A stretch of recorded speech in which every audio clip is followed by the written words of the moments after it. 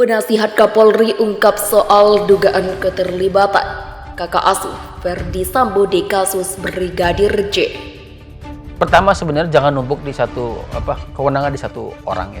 Makanya saya bilang yuk adil bersama. Kalau memang FS diproses, proses juga kakak asuhnya. Kakak asuh ya dia menjadi mastermind untuk mengendalikan semuanya. Bukan cuma judi mas, kita bisa bilang mata ada juga petambang, ada juga misalnya yang lain. Kakak asuh ini ada yang masih aktif pegang posisi strategis, ada yang juga yang sudah pensiun. Nah artinya memang Pak Kapolri butuh waktu untuk bisa menuntaskan itu. Ini kan bisa saling nutup, bisa saling membuka. Oke. Nah poinnya adalah momen ini menarik untuk polisi, untuk Kapolri, untuk bersih-bersih. Sambo ini adalah carry over dari yang sebelumnya kakak asuh tadi. Ya Kapolri sebelumnya kan gitu. Itulah kakak asuhnya ini. Kakak asuh ini jaga terus sampai saat ini kan. Padahal udah nggak Kapolri. Nah, padahal nggak Kapolri lagi.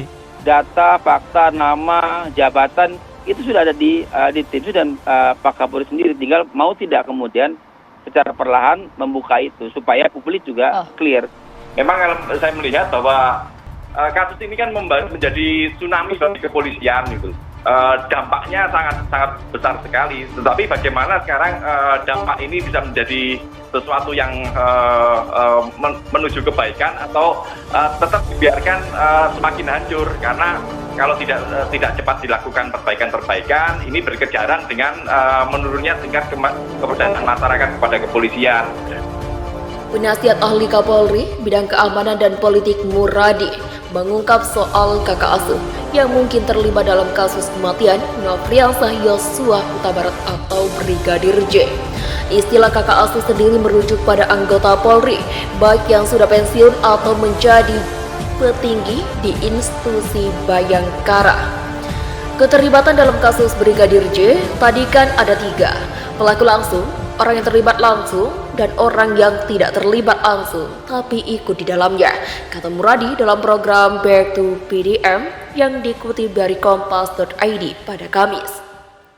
Bisa jadi kakak asuh itu adalah yang ketiga. Kakak asuh ini adalah yang tidak terlibat langsung tapi kemudian ikut merancang, ikut mendorong, tuturnya.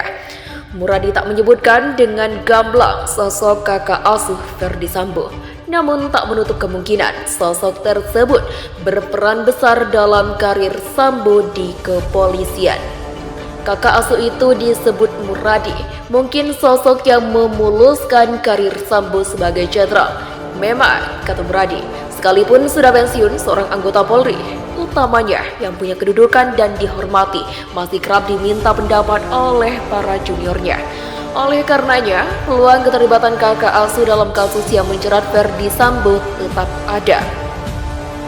Untuk FS ini saya menyebutnya masih dekat dan tanda kutip dikendalikan oleh kakak asuh yang sudah pensiun tadi, ucap Muradi.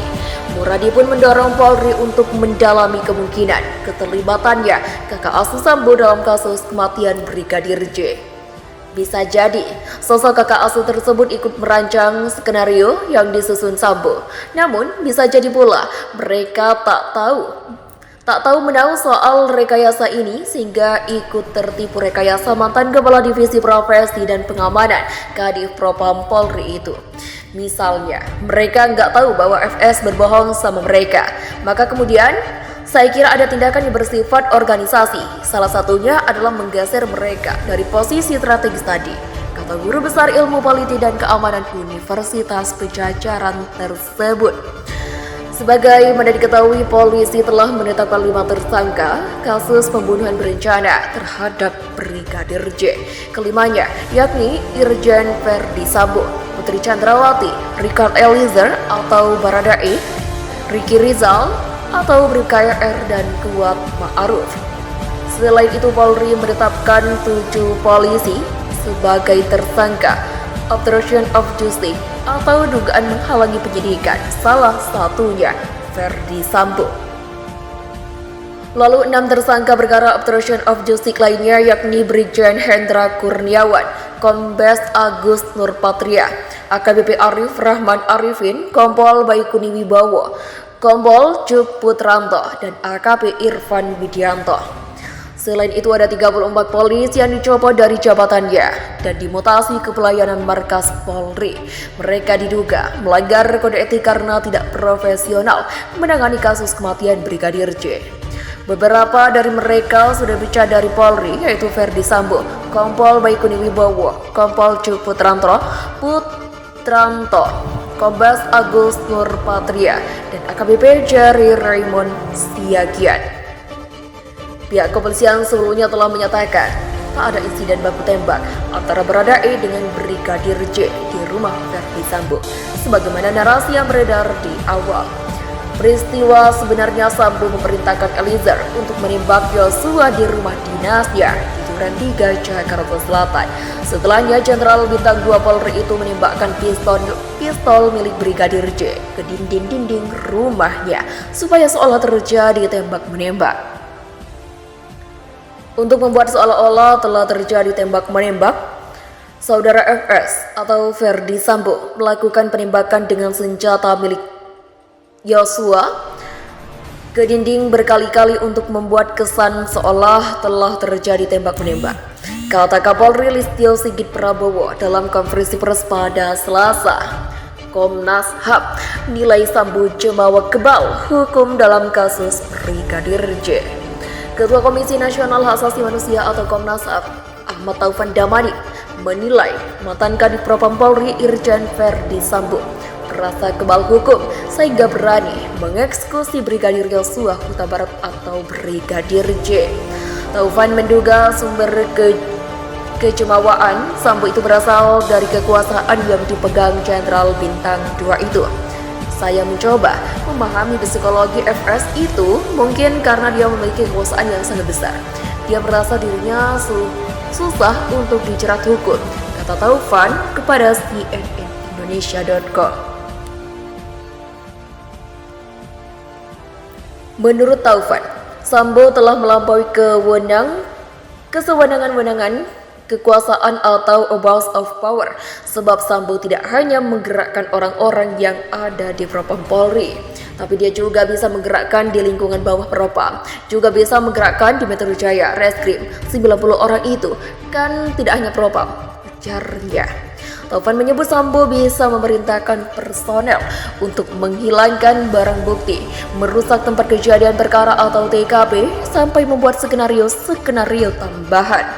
Ia mengatakan, hal ini menunjukkan betapa percaya dirinya Sambo bahwa kejahatannya tidak akan terbongkar. Jadi saya katakan, ini apa yang dimaksud melebihi abuse of power, seseorang dengan kekuasaan tertentu di luar kekuasaannya. Komnas HAM telah menyerahkan rekomendasi dan kesimpulan kasus pembunuhan Brigadir J ke pemerintah.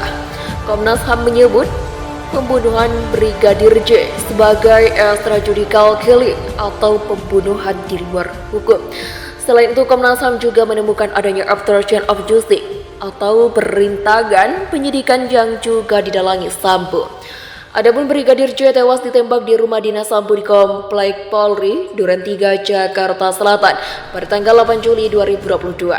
Polisi telah menetapkan 5 tersangka, yaitu Sambo, Bribka Riki Rizal, Barada Eliezer, Kuat Ma'ruf, dan Putri Chandrawati yang merupakan istri Sambo. Para tersangka dijerat dengan pasal 340 tentang pembunuhan berencana subsidiar, pasal 338 KUHP contoh pasal 55 KUHP contoh pasal 56 KUHP.